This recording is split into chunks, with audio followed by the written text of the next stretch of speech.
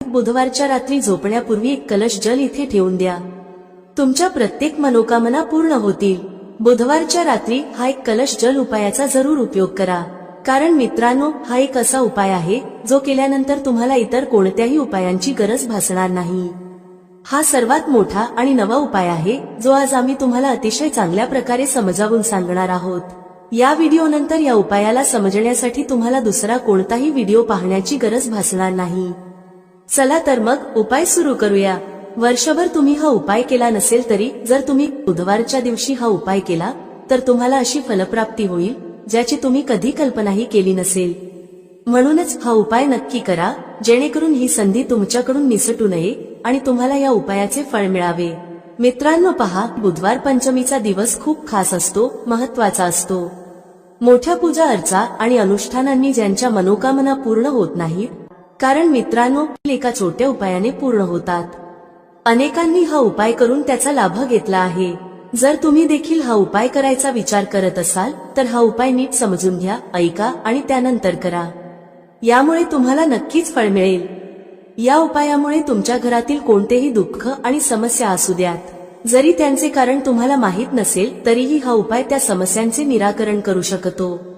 कदाचित पितृदोष किंवा मंगळदोष यांसारख्या गोष्टींमुळे समस्या येत असतील. या दिवशी तुम्हाला एक चिमूटभर हळदीचा उपाय करायचा आहे. हा उपाय विशेष दिवशी केला तर त्या दिवशीचे फळ मिळतेच, पण हळदीचा उपाय केल्यामुळे त्याहून मोठे आणि लवकर फळ मिळते. चला तर मग आता या उपायाबद्दल सविस्तर चर्चा करू. परंतु त्याआधी तुम्हाला हे जाणून घेणे गरजेचे आहे की हा उपाय कोणत्या वेळेला करायचा, कोणी करायचा आणि कसा करायचा. या व्हिडिओमध्ये आम्ही तुम्हाला एक एक करून सर्व सांगणार आहोत. पण त्याआधी जर तुम्ही आमच्या चॅनलवर नवीन असाल तर चॅनलला सबस्क्राईब करा आणि या व्हिडिओला लाईक करून कमेंट बॉक्समध्ये श्री स्वामी समर्थ ओम नमः शिवाय लिहा. मित्रांनो, हा एक कलश जलाचा उपाय बुधवार पंचमीच्या दिवशी कसा करायचा, कोणी करायचा, कोणत्या वेळी करायचा आणि कुठे करायचा, या सर्व प्रश्नांची उत्तर तुम्हाला या व्हिडिओमध्ये मिळतील. जो कोणी हा व्हिडिओ पाहिल त्याने हा उपाय नक्की करावा. चला तर मग या उपायाबद्दल अधिक जाणून घेऊ. पहा, घरातील मोठ्या आई किंवा बहिणींनी हा उपाय केला तर चांगले. तसेच घरातील इतर सदस्यांनाही हा उपाय करता येतो. कोणाला स्वतःच्या मनोकामनांसाठी किंवा दुःख समस्यांसाठी हा उपाय करायचा असेल तर तो स्वतःही करू शकतो. तसेच घरातील सुख शांतीसाठी हा उपाय कोणीही करू शकतो, त्यात काहीही अडचणीची गोष्ट नाही. याचा अर्थ असा की हा उपाय प्रत्येक सदस्य करू शकतो. तसेच घरातील मोठ्या माता बहिणींमधील कोणी एक माता किंवा बहीणही करू शकते. जर माता बहिणी घरात नसतील किंवा त्या हा उपाय करू शकत नसतील तर घरातील मोठा सदस्य, अगदी पुरुषही हा उपाय करू शकतो. यामध्ये काहीही अडचणीची गोष्ट नाही. आता पुढील महत्वाची गोष्ट म्हणजे हा उपाय नक्की कोणत्या वेळी करायचा. सकाळच्या वेळी करायचा की संध्याकाळच्या वेळी. तर पहा, हा उपाय तुम्ही सकाळीही करू शकता आणि संध्याकाळी प्रदोष काळामध्येही करू शकता. पण जर तुम्ही विचाराल की सर्वात उत्तम वेळ कोणती, तर आम्ही सांगू की हा उपाय तुम्ही सकाळी केलात तर अधिक चांगले होईल. मात्र जर संध्याकाळीही केला तरीही काहीही अडचण नाही. तर मित्रांनो, जर सकाळी हा उपाय करायचा असेल तर किती वाजता करायचा याची माहिती घेऊ. सकाळी जितक्या लवकर शक्य असेल तितक्या लवकर हा उपाय करा. परंतु जर काही कारणास्तव उशीर झाला तर सकाळी 10 ते 11 वाजेपर्यंत हा उपाय करणे योग्य राहील. ही गोष्ट लक्षात ठेवा. संध्याकाळच्या प्रदोषकाळाबद्दल बोलायचे झाल्यास प्रदोषकाळ संध्याकाळी 6 वाजता सुरू होतो. म्हणजे संध्याकाळी 6 ते 7 वाजेच्या दरम्यानचा वेळ प्रदोषकाळाचा असतो. हा उपाय तुम्ही 7 ते 8 वाजेच्या दरम्यानही करू शकता. म्हणजे संध्याकाळी 6 ते रात्री 8 वाजेच्या दरम्यान हा उपाय तुम्ही कधीही करू शकता. यात काहीही अडचण नाही. मित्रांनो, जर पितर एखाद्या व्यक्तीवर नाराज असतील किंवा एखाद्या घरावर नाराज असतील तर त्या घरात आर्थिक समस्या निर्माण होऊ लागतात. ज्या घरात पितर नाराज असतात त्या घरातील लोकांना पैशांबद्दल खूप त्रास होतो. म्हणून नेहमी पितरांना प्रसन्न ठेवा, जेणेकरून त्यांची आत्मा शांत होईल आणि ते तुम्हाला नेहमी आशीर्वाद देतील. मित्रांनो पहा, तुम्ही हा उपाय करा.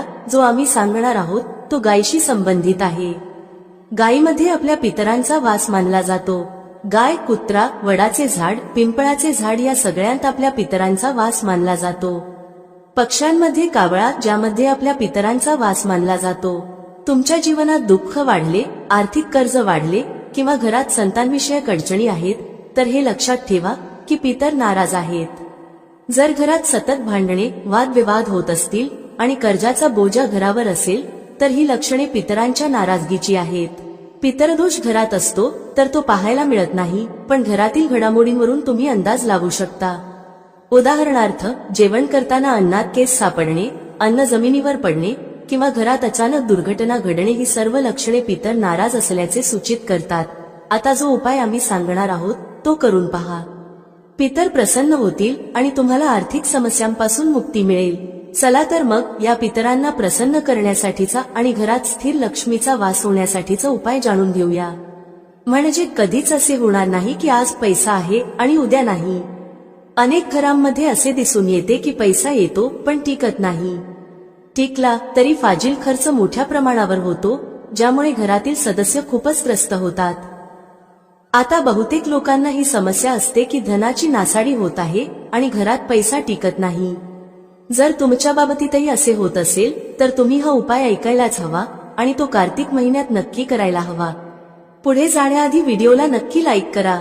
पहा, पहिला उपाय, जर तुमच्या जीवनात कर्ज खूप वाढले असेल, संकट खूप जास्त असतील, तुमच्यावर विपत्त्या खूप येत असतील, वारंवार तुम्हाला व्यवसायात आणि पैशात नुकसान होत असेल, म्हणजेच तुम्हाला प्रत्येक कामात हानी होत असेल, तर तुम्ही हा उपाय करायलाच हवा। मित्रांनो, बुधवारच्या दिवशी केला जाणारा हा सर्वात खास आणि सर्वोत्तम उपाय आहे।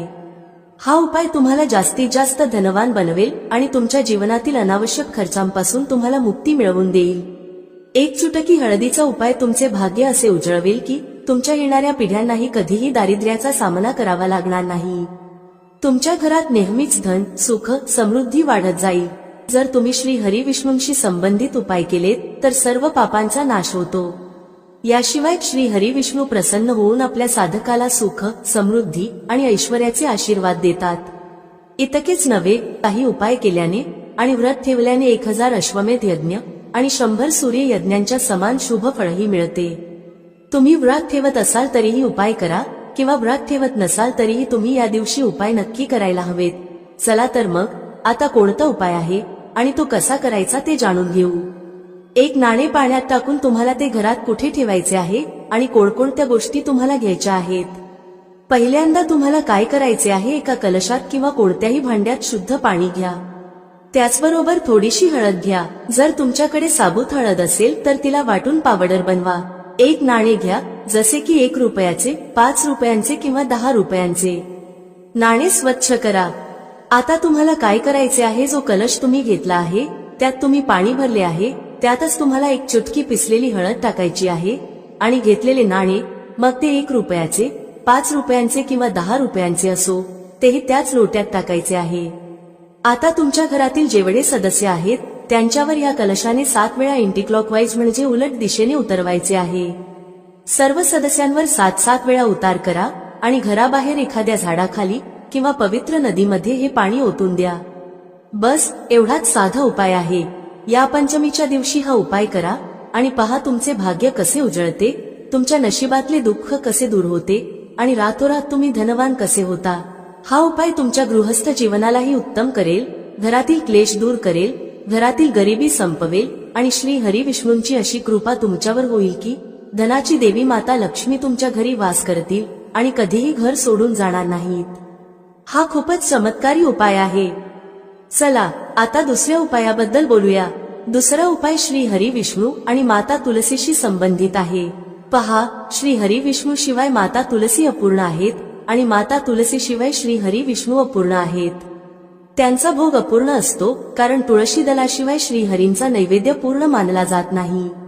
श्री हरी जेव्हा योगनिद्रेतून जागे होतात तेव्हा सर्वप्रथम माता तुलसींचे दर्शन घेतात। जेव्हा तुम्ही तुलसीच्या झाडाशी संबंधित उपाय करता तेव्हा श्री हरी विष्णू लगेच प्रसन्न होतात आणि तुमच्या जीवनात सुख, धन, समृद्धी आणि मनोकामना पूर्ण करतात। जर तुम्हाला जीवनात मोठे स्वप्न पूर्ण करायचे असेल तर हा उपाय सच्च्या मनाने करा आणि त्याचे परिणाम पहा। तुमच्या घरात तुलसीचे झाड असेल तरीही हा उपाय करू शकता आणि नसेल तरीही करू शकता। आम्ही तुम्हाला सांगू की उपाय कसा करायचा आहे। व्हिडिओ पुढे पाहण्याआधी तुम्हा सर्वांना विनंती आहे की व्हिडिओला लाईक करा, चॅनलला सबस्क्राईब करा आणि कमेंटमध्ये जय माता लक्ष्मी लिहा, ज्यामुळे माता लक्ष्मी तुमच्या सर्व मनोकामना पूर्ण करतील। काय करायचे आहे, एक मौली धागा घ्या, म्हणजे एक कलावा घ्या. त्या धाग्यावर चांगल्या प्रकारे हळदीची पेस्ट लावा, म्हणजे एक चिमूटभर हळद घ्या, शुद्ध जल मिसळा आणि घट्ट पेस्ट तयार करा. नंतर ती पेस्ट मौली धाग्यावर व्यवस्थित लावा. आता त्या मौली धाग्यावर 3 गाठी बांधा. मंत्र लक्षात ठेवला तर चांगले, अन्यथा मंत्राशिवायही 3 गाठी बांधा. मंत्र आहे ओम नमो भगवते वासुदेवाय नमः, ओम नमो भगवते वासुदेवाय नमः. हा मंत्र 3 वेळा गाठी बांधताना म्हणा. यानंतर हा मौली धागा ज्यावर हळदीचा लेप लावला आहे, तुलसीच्या झाडाला तुमच्या मनोकामना सांगून बांधा. तुलसी मातेची प्रार्थना करा की माझ्या घरी धन येऊ दे, सुख येऊ दे, तुमची कृपा नेहमी राहू दे, घरातील क्लेश दूर होऊ दे, घरातील दुःख दूर होऊ दे, घरातील गरिबी दूर होऊ दे. अशा प्रकारे प्रार्थना करा. पहा, पंचमी ही श्री हरी विष्णूंना अतिशय प्रिय आहे आणि ही पंचमी अशी आहे की या दिवशी तुम्ही हा उपाय केला तर श्री हरी विष्णू तत्काळ प्रसन्न होतात. म्हणूनच हा उपाय नक्की करा आणि पहा की तुम्हाला तुमच्या आयुष्यात काय काय मिळते.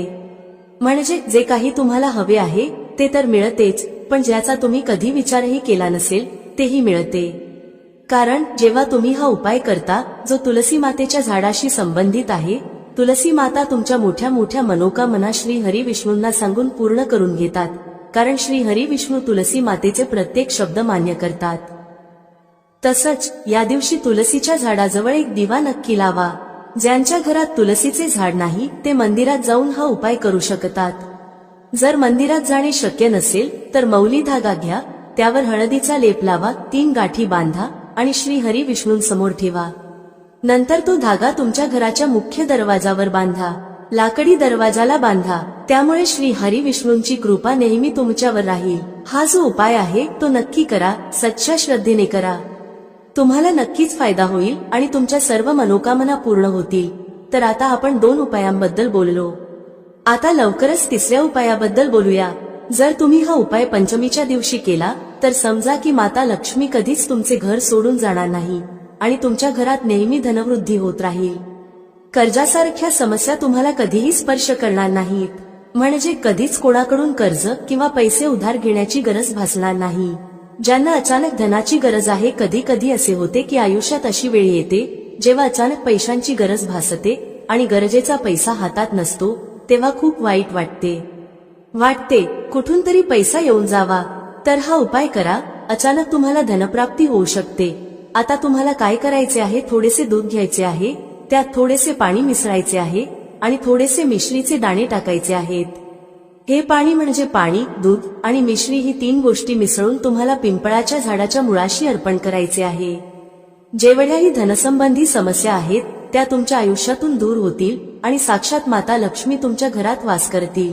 अष्टलक्ष्मी अशा लोकांच्या घरात वास करतात जे पंचमीच्या दिवशी पिंपळाच्या झाडाशी संबंधित उपाय करतात.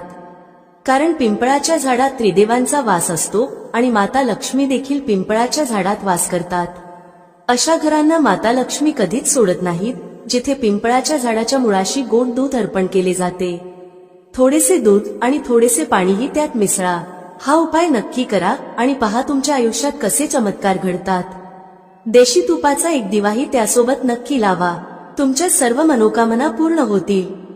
पहा, बुधवारचा हा दिवस खूप खास आहे, खूप महत्वाचा आहे. कधी कधी मोठ्या पूजा अर्चा आणि अनुष्ठानांनी पूर्ण न होणाऱ्या मनोकामना 20 नोव्हेंबर 2024 म्हणजे बुधवारच्या दिवशी एका साध्या उपायानेच पूर्ण होऊ शकतात. आणि अनेकांनी हा उपाय करून त्याचा फायदा घेतला आहे. जर तुम्हाला बुधवारच्या दिवशी करायचा असेल तर आधी तो नीट समजून घ्या, ऐका आणि नंतर करा. तुम्हाला याचा नक्कीच फायदा होईल. हा उपाय केल्यावर तुमच्या घरात कोणत्याही प्रकारचे दुःख किंवा समस्या असतील ज्यांचे कारण तुम्हाला माहीतही नसेल तरीही हा उपाय प्रभावी ठरेल. जसे पितृदोष असू शकतो, मंगळदोष असू शकतो किंवा आणखी अनेक दोष असू शकतात. पण हा उपाय करण्यासाठी तुम्हाला तुमच्या दोषांचा शोध घेण्याचीही गरज नाही. बुधवारच्या दिवशी तुम्हाला हा एक कलश जलाचा उपाय नक्कीच करायचा आहे. हा एक असा उपाय आहे जो विशेष दिवशी केला तर त्या दिवशीचे फळ मिळतेच, आणि जर आजच्या दिवशी हा एक कलश जलाचा उपाय केला गेला तर त्याहून मोठे फळ मिळते आणि ते खूप लवकर मिळते. कारण तुम्ही हा उपाय खूप मोठ्या आणि विशेष दिवशी करत आहात. म्हणून मित्रांनो, आजच्या या व्हिडिओमध्ये आम्ही तुम्हाला एक कलश जलाचा उपाय समजावून सांगणार आहोत. हा उपाय केल्याने जर तुमच्या आयुष्यात कोणत्याही प्रकारची मनोकामना असेल, कोणतेही दुःख किंवा समस्या असतील किंवा तुमच्या जीवनात खूप अडचणी असतील, तुम्हाला धनप्राप्ती होत नसेल, पैशांची टंचाई आणि अडचणी सतत येत असतील, तुमचा व्यवसाय किंवा नोकरी व्यवस्थित चालत नसेल, ज्यामुळे घरात आर्थिक समस्या निर्माण होत असतील, घरातील एखादा सदस्य सतत आजारी असेल किंवा घरात भांडणे तंटे होत असतील, तर जेव्हा तुमच्या जीवनात अशी परिस्थिती येते की तुम्हाला एक रुपया खर्च करण्याआधी अनेकदा विचार करावा लागतो आणि तुम्हाला धनप्राप्ती होत नसेल, तर तुम्हाला फक्त आणि फक्त एक कलश जलाचा उपाय बुधवारच्या दिवशी शिवलिंगासमोर करायचा आहे. हा विशेष उपाय तुमच्या या सर्व समस्या फक्त 7 दिवसातच संपवेल. चला तर मग या विशेष उपायांबद्दल जाणून घेऊया.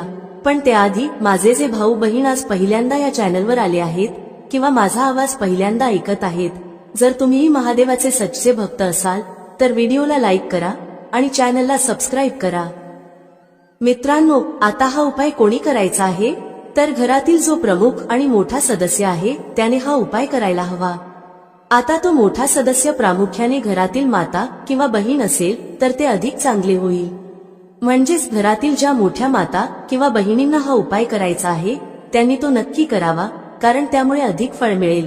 पहा, पंचांगानुसार येणारा बुधवार खूप महत्वाचा मानला जातो आणि या दिवशी जर तुम्ही तो छोटासा उपाय केला जो आम्ही तुम्हाला या व्हिडिओमध्ये सांगणार आहोत, तर असे समजा की तुमच्या जन्मोजन्मीची गरिबी दूर होईल आणि तुमच्या घरात धन सतत वाढत राहील.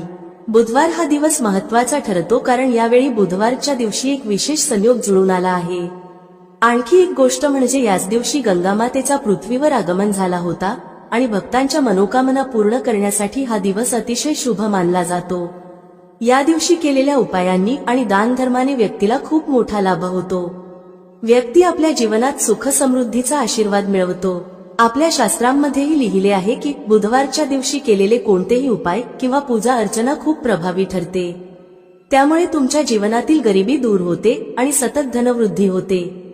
तुमच्या पैशात वाढ होते आणि ज्यांना काही खास मनोकामना आहेत ज्या पूर्ण होत नाहीत, त्यांनी त्या मनोकामना पूर्ण करण्यासाठी बुधवारचा दिवस खूपच विशेष आहे. चला तर मग आता आपण एक कलश जलाचा उपाय कसा करायचा, कधी करायचा आणि कशा प्रकारे करायचा हे जाणून घेऊया. हा साधा उपाय जर तुम्ही बुधवारच्या दिवशी केला तर समजा की तुम्हाला कायमस्वरूपी महादेवांची कृपा प्राप्त होईल आणि तुमच्या जीवनातील गरिबी कायमची दूर होईल आणि कधीही परत येणार नाही. पहा, बुधवारच्या दिवशी गंगामातेच्या उपासनेसह भगवान शिवांची उपासना नक्की करायला हवी, कारण भगवान शिवांच्या जटांमधूनच गंगामाई सतत प्रवाहित होत राहतात.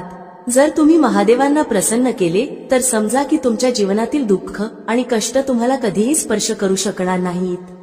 ज्याला महादेवांचे आशीर्वाद मिळतात त्याच्या जीवनात सुख भरभरून येते आणि त्याच्या आयुष्यातील दुःख आणि कष्ट रडत रडत निघून जातात.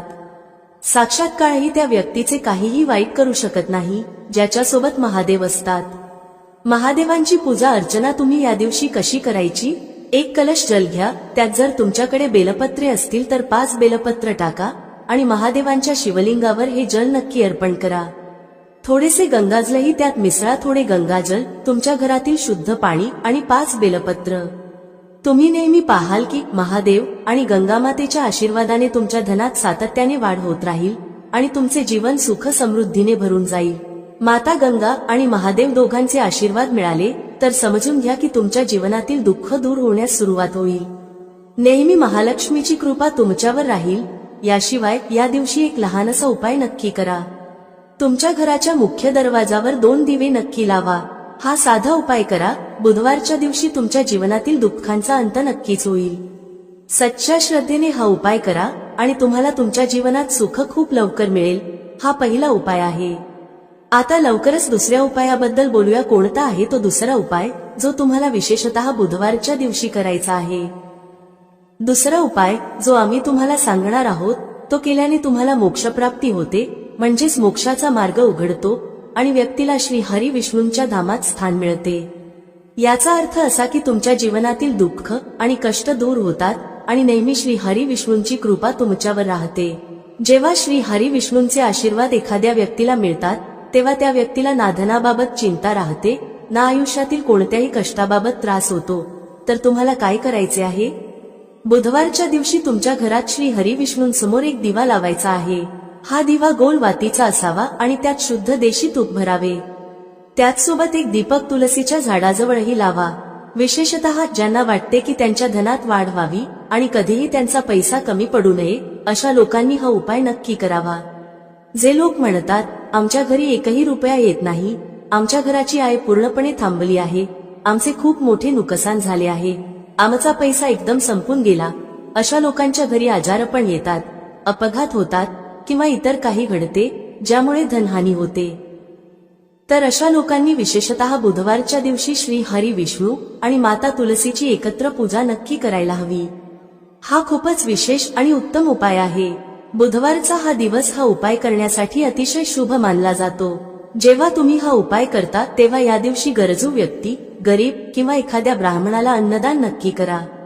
जर अन्नदान शक्य नसेल तर काहीतरी दान करा. तुमच्या क्षमतेनुसार गहू, तांदूळ किंवा कोणतेही धान्य जे एखाद्या गरजूला उपयोगी ठरेल हे दान करा. गरज नाही की तुम्ही 10 लोकांना दान करावे, एका व्यक्तीलाही दिले तरी ते पुरेसे आहे.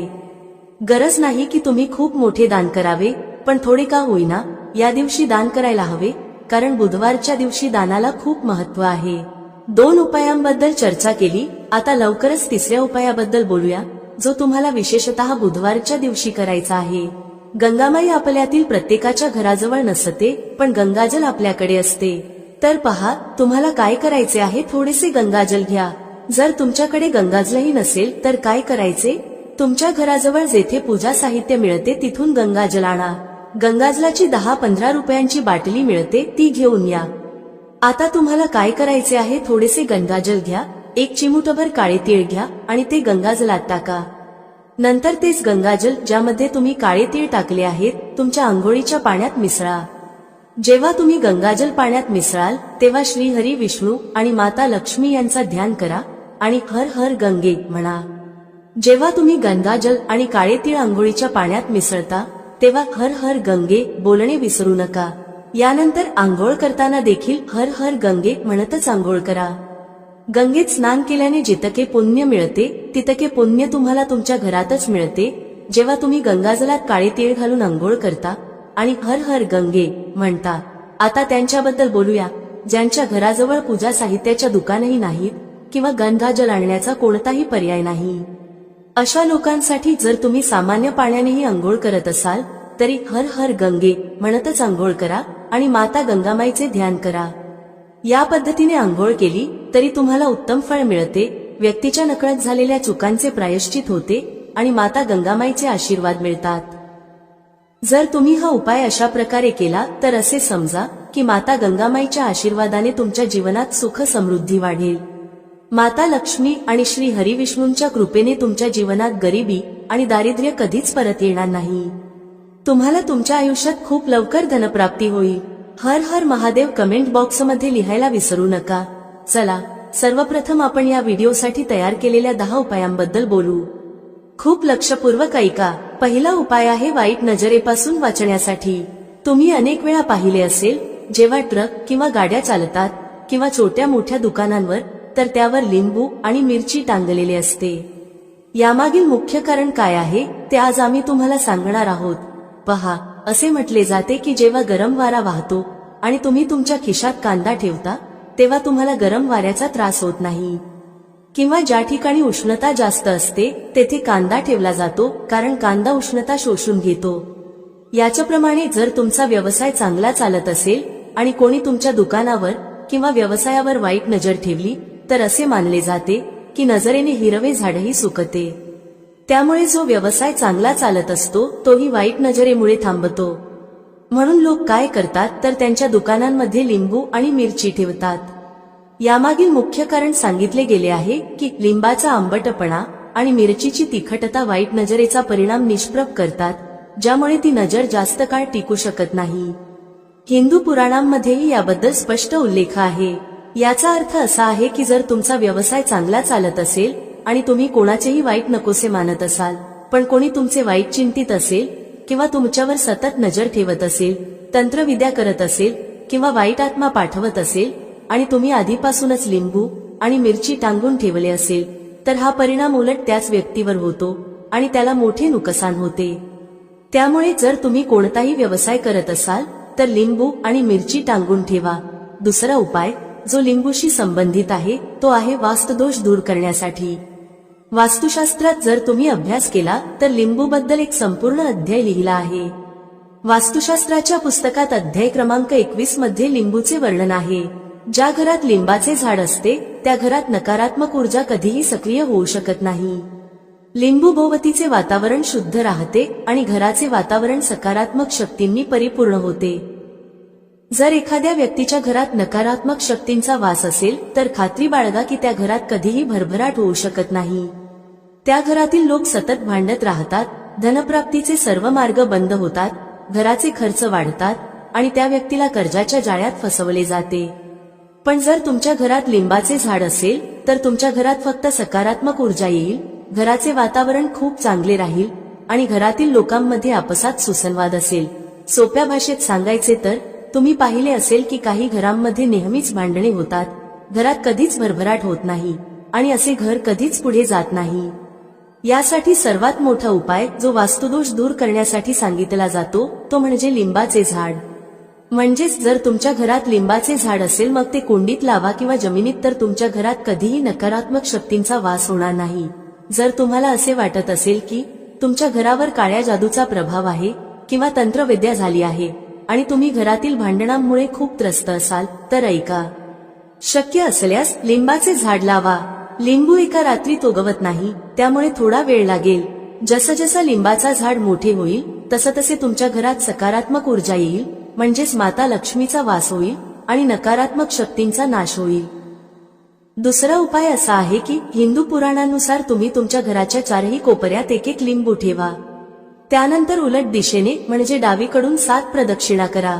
हा उपाय शनिवारी करायचा आहे आणि यानंतर हे चारही लिंबू एखाद्या नदीत किंवा तलावात वाहून टाका.